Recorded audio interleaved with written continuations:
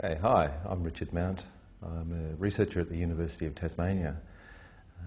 Very interested in geography and spatial information, especially around the coastal zone.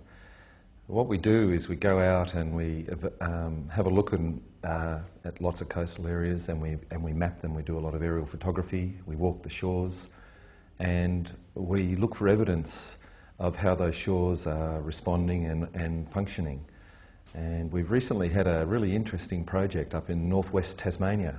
Huge area of intertidal flats and seagrass beds and salt marshes. Absolutely beautiful place with about a 3 metre tide range.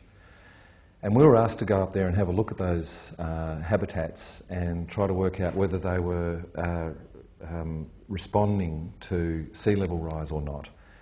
We were also asked to look at the value of those habitats to the local people.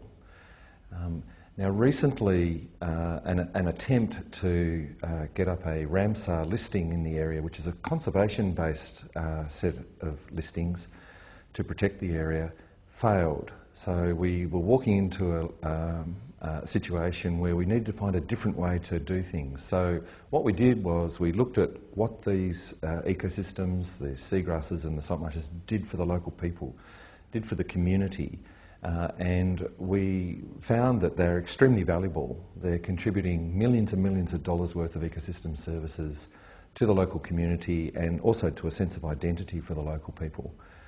Major primary producers in the salt marshes are protecting the shores from sea level rise, in fact. So we wanted to communicate the results that we were finding to the local people, and we wanted to do it not with a conservation message like save the seagrass and save the salt marsh because of its biodiversity values. So what we did was we developed a message that was based on what has the seagrass ever done for you, what has the salt marsh ever done for you, and we shaped and crafted that message to assist people to be able to firstly see the value and understand something about how they functioned, and we developed a lot of communication media around that.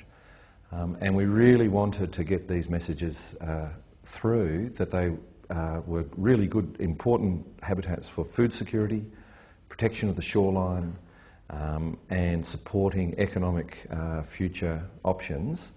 And none of those were particularly conservation messages. So this is a challenging but interesting excursion for us into the economic field, but also the science communication field, where we're trying to do things a little bit differently. So the main message that I'd perhaps suggest to you is that there are different ways of framing up the issue of climate change and sea level rise, shifting it away from a sort of Greens doom of humanity kind of concept and conservation issues, and moving it more into mainstream stewardship, just good looking after of the land and food security, protection, and it's about choice, people choosing to look after the land in a way and seeing the value in these habitats for themselves and their communities and for the future of their children and so on.